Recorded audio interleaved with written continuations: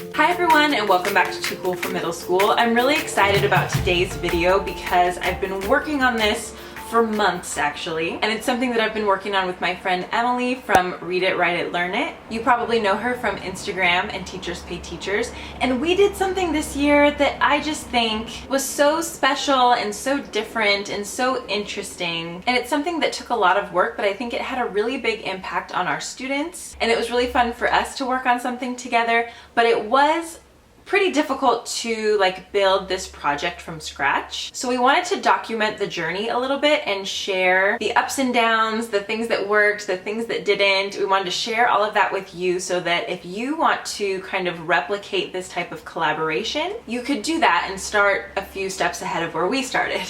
So here's how this all came about. I guess I technically met Emily through her Teachers Pay Teachers store.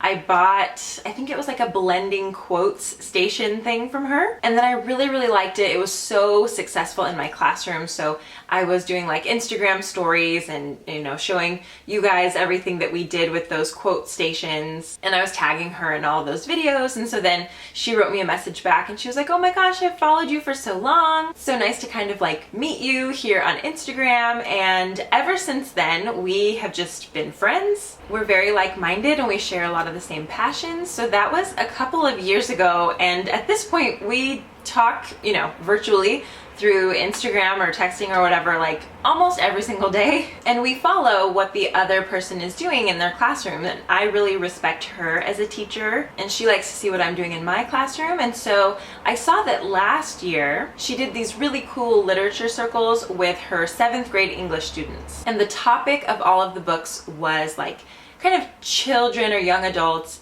during the Industrial Revolution, because where she lives in New York, 7th graders take US history.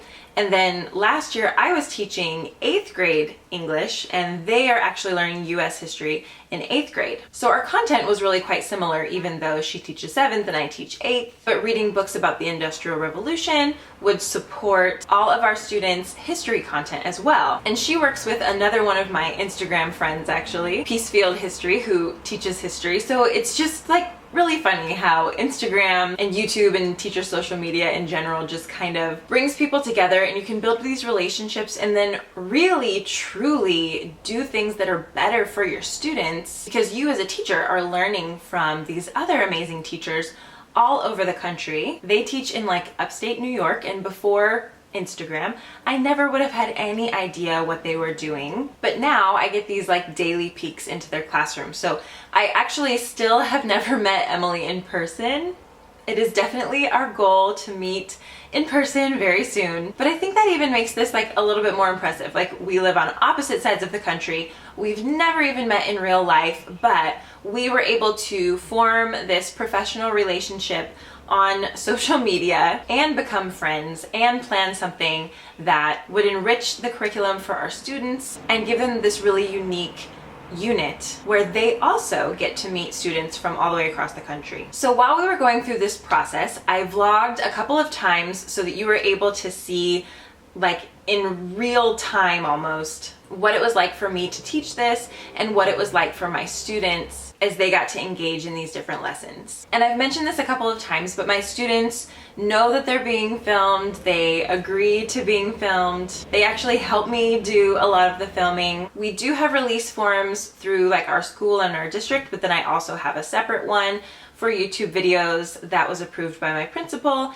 and by my district, and that parents signed and students signed. And they usually think it's really fun to be on camera, and especially to get involved and be the ones filming. And kind of a side effect of this whole unit was also learning to use social media in a little bit different way for curriculum and for educational purposes, and learning how to have these literature discussions with kids who were 3,000 miles away. So we are gonna go back in time here in just a second, but I just wanted to give you the main resources that we used. So if you wanted to replicate some of the things that we did, these are the things that I would say are the most essential. So first of all, you need to know a teacher somewhere else that teaches the same thing as you or something similar to what you teach that you can collaborate with. And both of you need to be pretty willing to like try new things and then try them again and try them again, and when it still doesn't work, try it again. So you probably have to pick the right like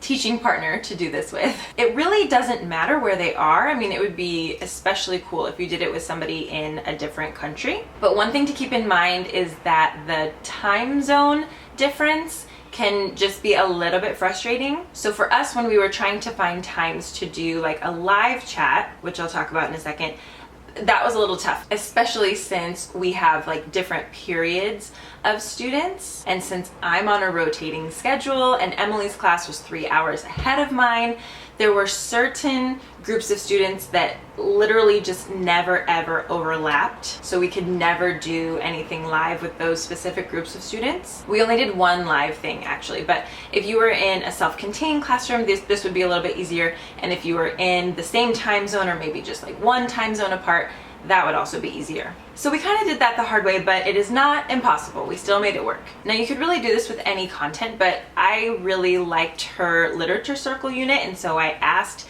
if we could like join in with her on that, and she already had curriculum for that. So she has a Teachers Pay Teachers store, and you can do this same exact unit if you want to. I think it's just called her Industrial Revolution Literature Circles unit. So I got that, and she of course has it. So we were teaching the exact same curriculum, and then I applied for a grant so I could buy my students the exact same books that her students were using. So it was kind of important to get all of that out of the way first, and I started planning this maybe 8 months before we actually started teaching it. So we talked about it for a long time before we ever got it off the ground, and I applied for grants and I ordered books. I even ordered like a bookshelf and I had to read those books and familiarize myself with the content and all of that stuff. So there was a lot of planning on the back end. The other things that we used were just Google. We did a Google Mystery Hangout, and you'll see that in the vlog, and then I also have a separate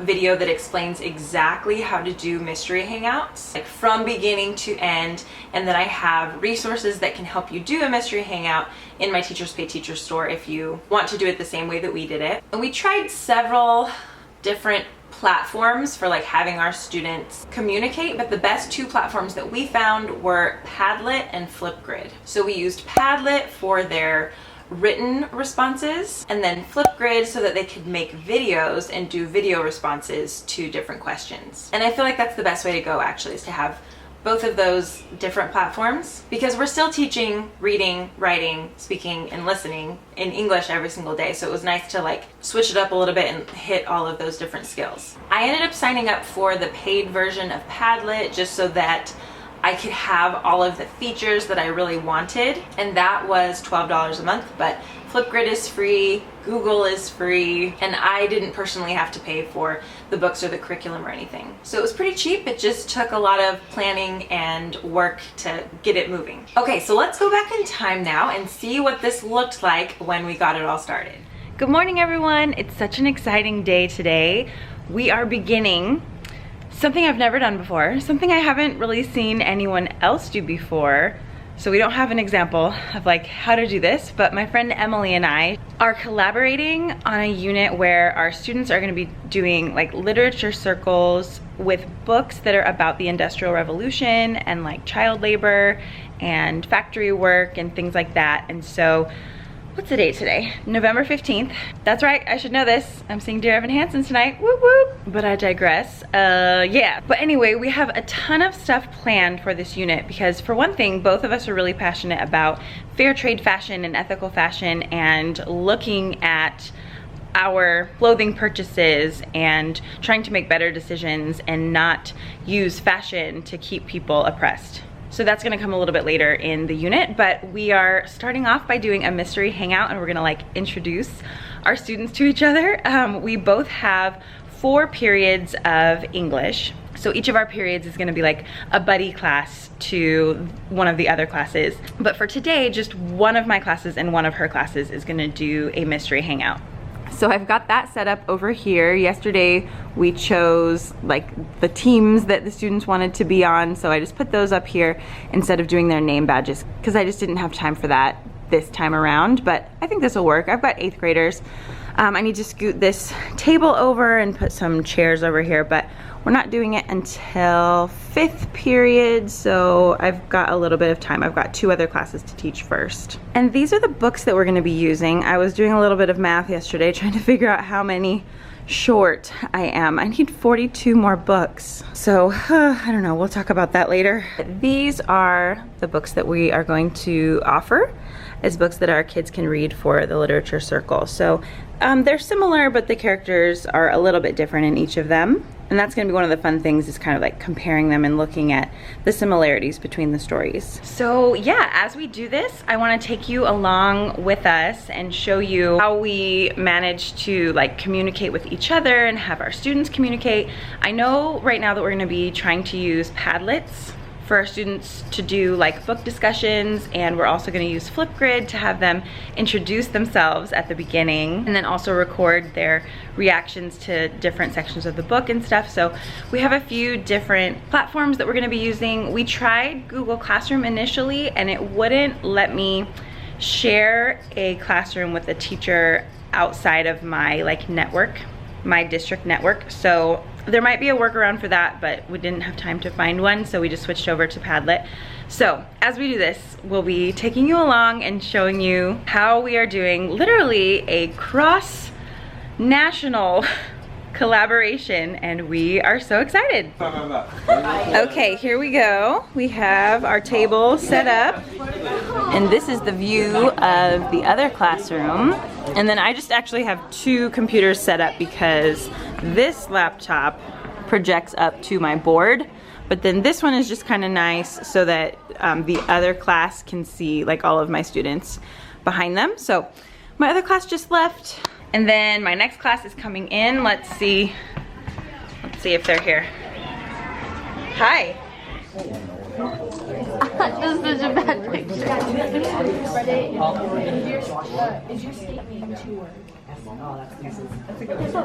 This camera is such high resolution. And New Hampshire. Should I take a picture of Johnny? They're in 7th grade. Yeah. I'm going to do my best friend.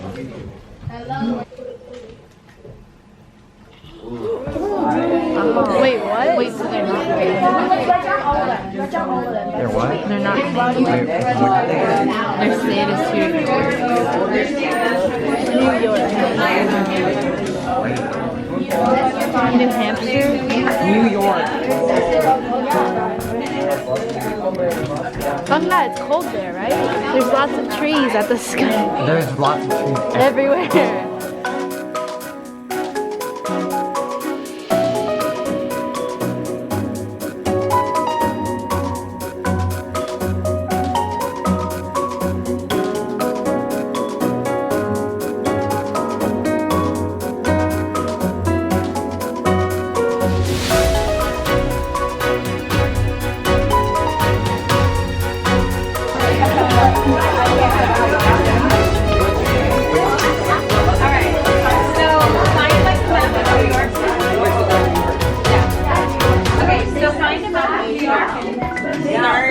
Like find like a freeway or something that cuts it in half and figure out which they're like north or south.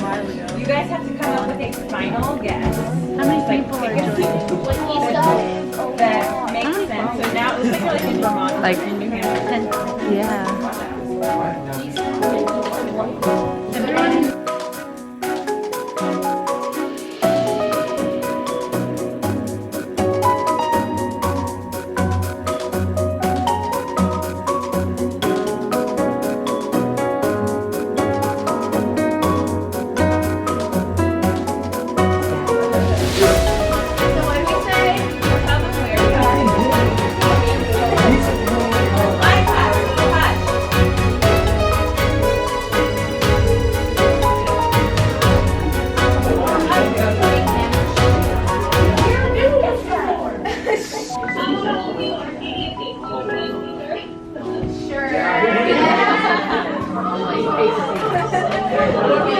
Our kids had so much fun doing the mystery hangout and figuring out where the other class was and just seeing students from another place. Emily teaches in a rural area, whereas we are just outside of LA. The majority of Emily's students are white. The majority of my students are Asian. Our two schools have very different cultures and different socioeconomic levels, but it was just so interesting and exciting to see our two different groups of students talking and asking each other questions, because they're two groups of kids that probably wouldn't have crossed paths otherwise. And I think it's awesome to meet people that live just in a different way that you do and just talk to people with different experiences. So we loved that we got to facilitate that for our kids. Okay, I just wanted to show you that I separated these out for tomorrow. I'm going to be able to give away each stack to one period. So there's a couple kids that already ordered a copy on Amazon, and then I found some PDF versions, so we should be fine. I'm gonna get some from the library too. And we did our mystery hangout, and the other class was so cute, and we found out where they live and we got to know them a little bit. They are very into football, it seems, and my students like didn't know what the NFL was. So even just like the nature of the questions was really funny. It just kind of showed like what was on the minds of the students. Oh, and I just wanted to mention, the way that I got these books was I applied for a grant last year, just thinking ahead to this year and knowing that Emily and I wanted to try this out. And thankfully, I received the grant, I was able to buy the books, and I just didn't know last year how many sections of 8th grade English I would be teaching. So I just bought as many as the grant would cover. So that's why I'm like a little bit behind now, but we'll make it work. It'll be fine. So anyway, I'm getting out of here because I'm going to see Dear Evan Hansen. I'm so excited. I'm gonna be tired tomorrow, but it's fine. I don't care. Maybe somebody will bring me coffee. Hi guys, I just wanted to check in as we actually got started a little bit on our lit circles today. So today was our last day of school before Thanksgiving break. There were a few kids who were absent, and so this might not have been the most ideal day to do it, but there's always a few kids who are absent. So like I was telling you yesterday, I was short a couple of books, but it was only like a few per class period, and there were only a few copies of each book per class. So then what I did is there's an app called Random Name Picker that I always have on my phone for situations like this. Whenever something is just like, oh, well, I don't know who gets to go first in this, I'm just gonna let the phone pick. So whoever's name came up, they could come choose the book that they wanted, or they could say, like if the book that they wanted was gone, they could just say, okay, well, I'm gonna get my own copy of Uprising or Liddy or whichever one they wanted. And I just kept track of everybody's choices on a piece of paper today. And then I just made a Google Doc. It just, I mean, you can't really see it, but it just looks like this. I just made groups like A, B, C, and D. So that's my 3rd, 4th, 5th, and 6th period classes, and they're broken up by like which book that they are reading. So it's gonna be a little bit tough to get used to. And then like each class was so funny, it was so different. Like, okay, in one group, let's see, 5th period, only 2 people wanted to read Liddy. And then in 4th period, I have 11 people wanted to read Liddy. Let's see, in my 5th period, 9 people are reading Counting on Grace, and then in 4th period, 2 people are reading Counting on Grace. So like the tastes of the different classes were like really different. It was kind of hard to predict like who was gonna want to read what. So over Thanksgiving break, I just told them they had to read at least one chapter of their book just to get a sense of what it's about. And when we come back on Monday, I'm gonna have to check in, you know, it's like 9 days from now. I'm gonna have to check in with everybody, make sure that my list is right, check in with everybody who was absent, make sure people actually ordered the books they said they were gonna order, and just get all of that moving. So I think on that day, we'll also like start making our flip grids that the other class, that Emily's class, can see, and then they'll also join the Padlet groups that Emily's class can also see. So for example, my Bread and Roses 2, group A, is going to correspond with one of Emily's classes groups that's also reading Bread and Roses 2. Let's see, I have 5 people in this group, and maybe she'll have like 4. So it'll be like a total group of 9. And within a Padlet and within a flip grid, they can all communicate and like take turns facilitating discussions. that's the dream anyway, so we'll see how it goes. I need to get so much grading done right now before I leave for break, and I have things like planned in my mind but not actually planned, so I need to do that too. But I'm so tired. Dear Evan Hansen got out really late last night. It was like 11:45. By the time we got home and then got ready for bed and talked about the show and everything, so it was late.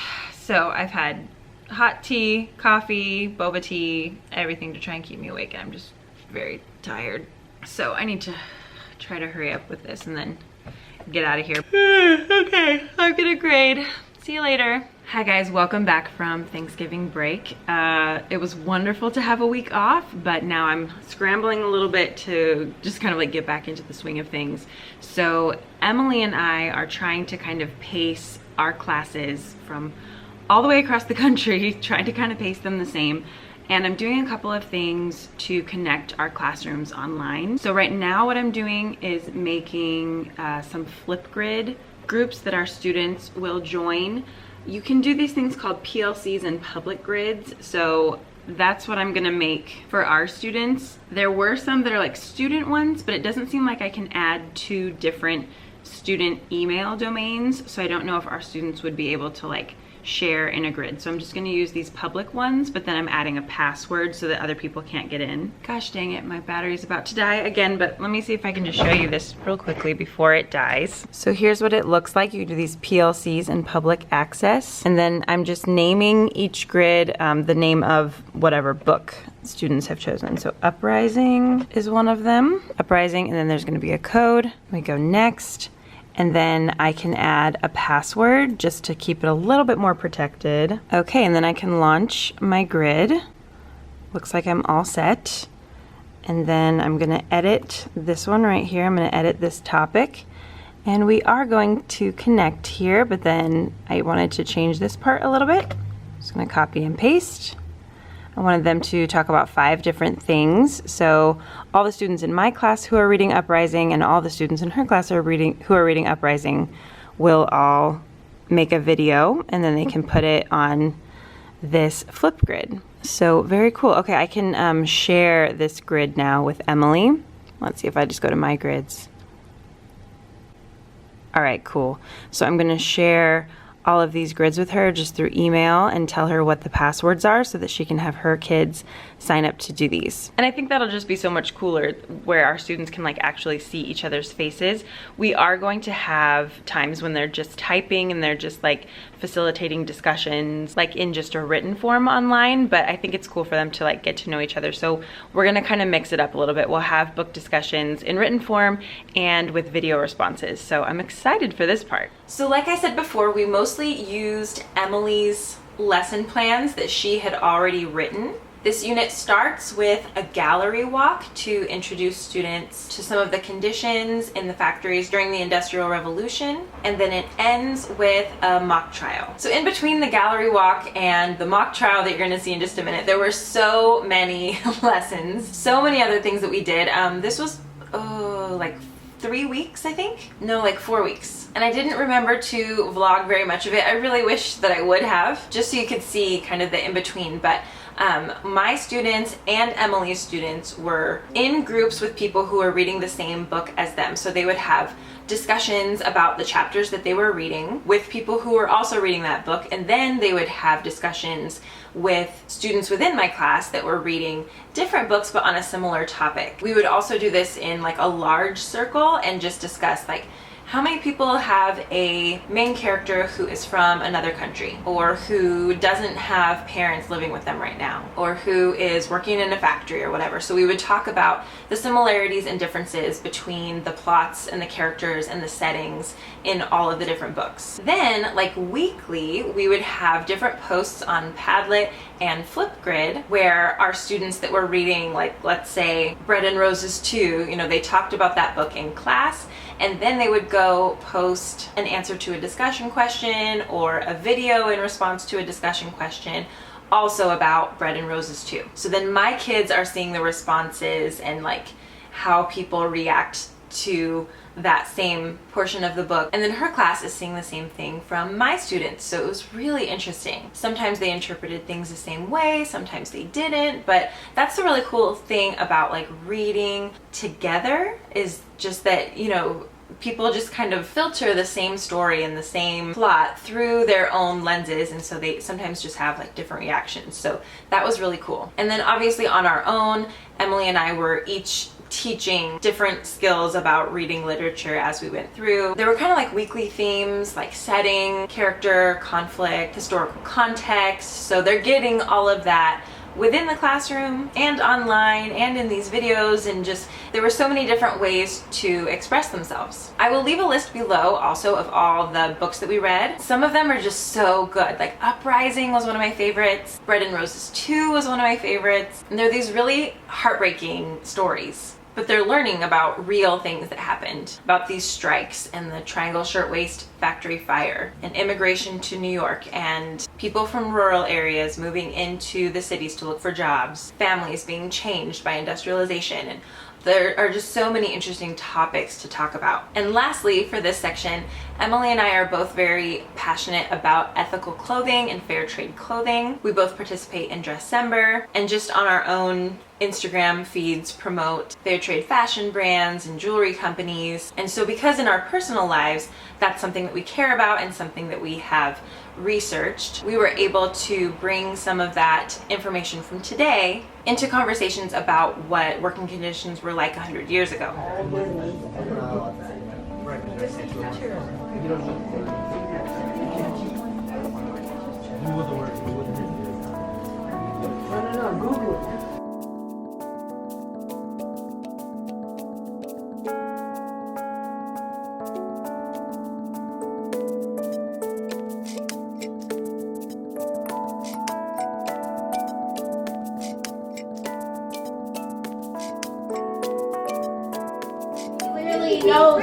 Literally knows the town. So Kevin gets an argument with everyone. How do you not know? He's busy hiring. Kevin's stopping and he hasn't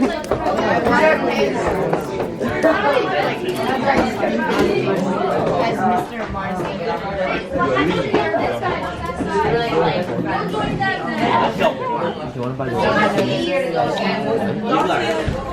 Presiding, you may be seated. Good morning, ladies and gentlemen. Calling the case of the people of the state of California versus the factory workers. Are both sides ready? Yes? Okay. I will call first the district attorney and then the public defender to give their opening statements. Your Honor, today we have seen the absolutely vile actions of your overseers. We show how these men coerce poor, innocent girls into a situation they don't want to. Your Honor, the defendant has been charged with mistreatment of the workers in his mill. Let us refer to a list of deeds in which this injustice occurs. You owners of these mills mistreat our kids, our future. There has been countless examples of children's work to the bone to fulfill your pockets that have never seemed deep enough. These minors, these girls, they're so unfairly treated as your toys, as your playthings, that to use as you please. But you expose them to even worse horrors by doing so. You trap these kids in these unbreakable room of machinery with no way of getting out, figuratively and literally. You may argue whatever you want, but you cannot deny that you have marred and scarred the future of our country. Very good. Your Honor, under the law, my clients are innocent until proven guilty. The evidence presented today will in no way prove that my client is responsible for the mistreatment of the factory workers. In fact, homeowner Max Lincoln and Isaac Harris have even agreed to treat their workers better according to the workers' own demands. Why did you leave the factory? Was it because of personal reasons, or was it because you are mistreated as a factory? Or personal reasons? Why won't you answer my question? Hi, I got pregnant. Who's the father? Was Miss Marsden the father? No? Mars? Yeah. So, okay. Prosecution, would you like to cross-examine this witness? So you mentioned that you were fired because of moral turpitude, but you don't really agree with the reasons that you were fired. Can you explain why you don't agree with the reasons and why you think you were fired? I think I was fired because I wasn't working for this. So what are their standards? Bless you. The standards are just high, and the workers very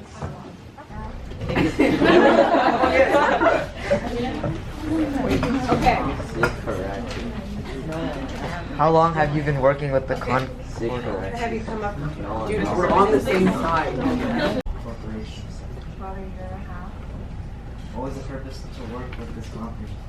Getting more money to pay off my family's debt. Lady, please make sure that the jury can hear you.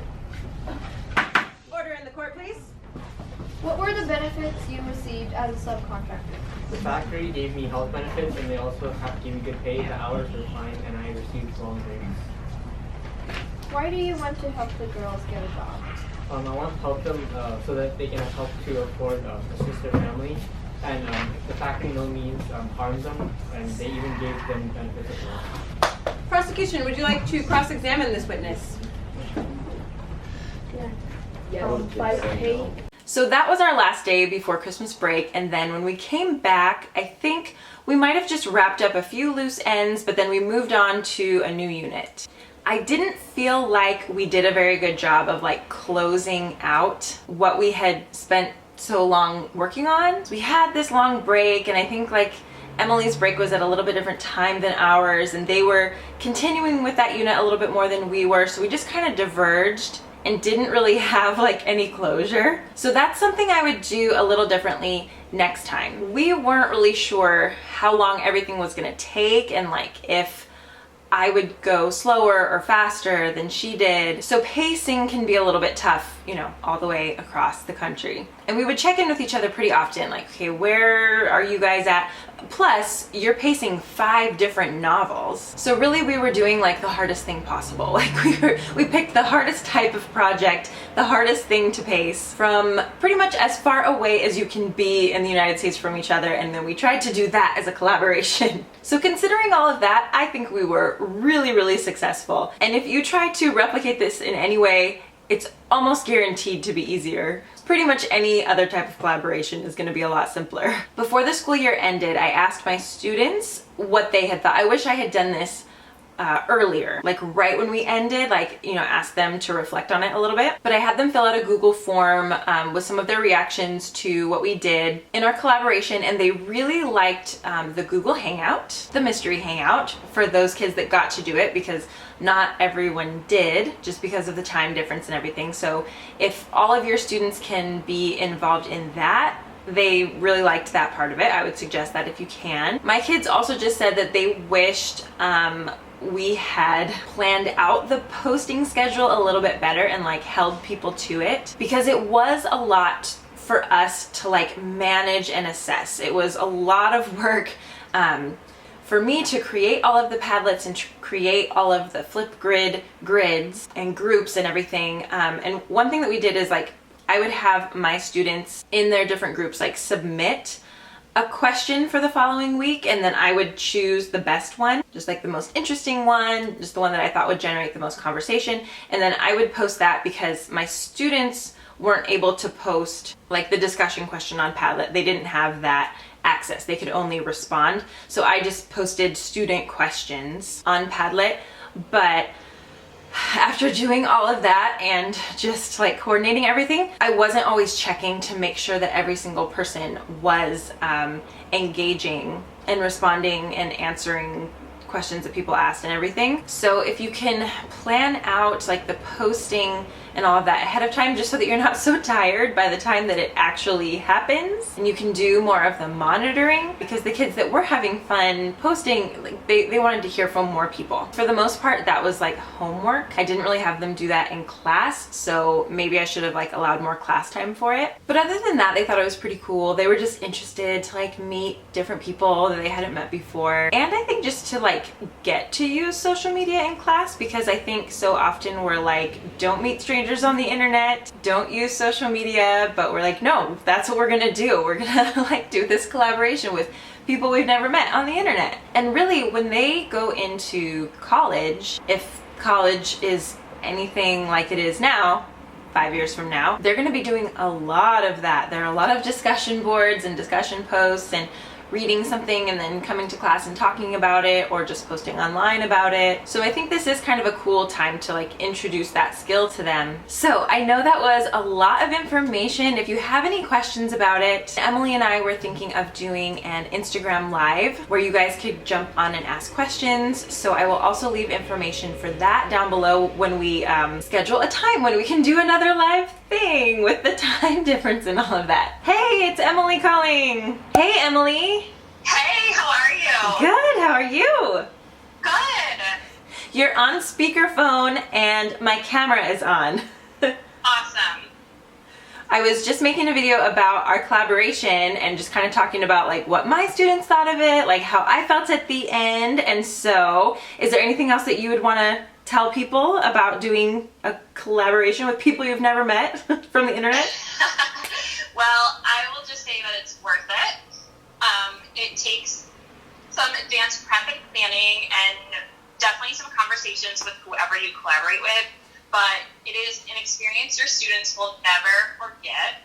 I teach in a really small school, and my 7th graders, for the most part, have grown up together. So having the opportunity to connect with other students on the other side of the country was so valuable to them. It helped them to reach different standards. Like if you want to focus on standards, think of the speaking and listening standards that they were able to target through conversations with students from different backgrounds, from a different part of the country. And then it also gave them an opportunity to talk about books with students that they hadn't talked to before. So they just had the opportunity to get different perspectives and just kind of like open the doors to our classroom to a new experience and new friendships. It was just really valuable to them in so many ways. At the end of the school year, we did some reflections, and so many of my students, that was something that stood out to them. Oh, that's so cool. Yeah. And they saw you on Trading Spaces and were very excited. Yeah. I was just saying that like the only regret that my students had was that I didn't like check more often to like make sure everyone was posting. Like they wanted to hear from more people. And so I was just saying that's the only thing that I would do different, is just to try to like hold them accountable a little bit better, or maybe like involve them in that process somehow or something. Because I think some kids that were like really excited, they're like, oh, I wish everybody had posted so I could like read even more comments. Yes, absolutely. And we had some technology issues, and one thing for teachers to be aware of beforehand is just to make sure that every student has access to the technology that they need, that cameras are working, and they have everything they need so that they can participate in the conversations as often as possible, because that was one thing that definitely got in our way. But I agree that making some sort of accountability for individual students would be a good way to make sure that every student is able to have conversations. Yeah. We had just kind of like exhausted all of our effort. Like we put in so much work that by then we're like, okay, just please post. Okay, moving on.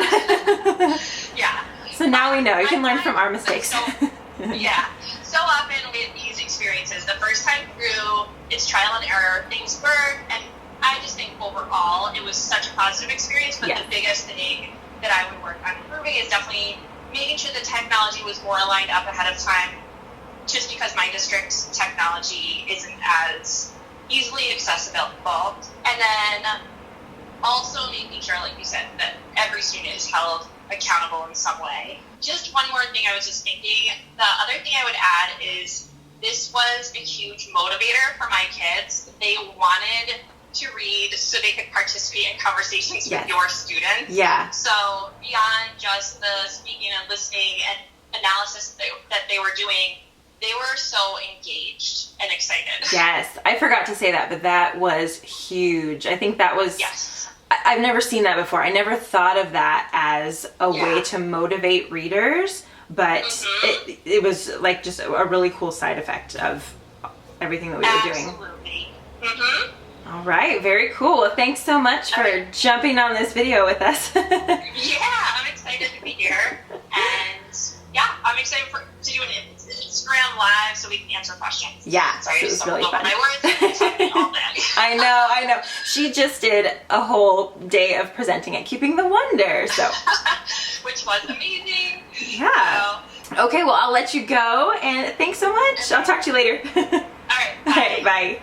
So yes, everything that Emily mentioned, I totally agree with. And I did forget about that, how it was such a great motivator for students to like stay on pace with the reading, because that is a really, really difficult part of doing any kind of a novel study. And my kids were responsible for reading their books at home because we couldn't read 5 books in class altogether. I think Emily set hers up the same way. So that was another really cool side effect. So that's just another lesson, is like when you try something new, of course you're gonna have like hiccups that you don't anticipate, but a lot of times you have all of these rewards and positive side effects that you don't anticipate either. So I hope that was helpful to you guys. I can't wait for the Instagram live whenever we set that up. For more just like daily English tips and tricks and all of that, you can follow Emily on Instagram. She's Read It, Write It, Learn It. You can access her curriculum on Teachers Pay Teachers. And I'm always here as well. So thank you so much for watching, and I'll see you in my next video. Bye.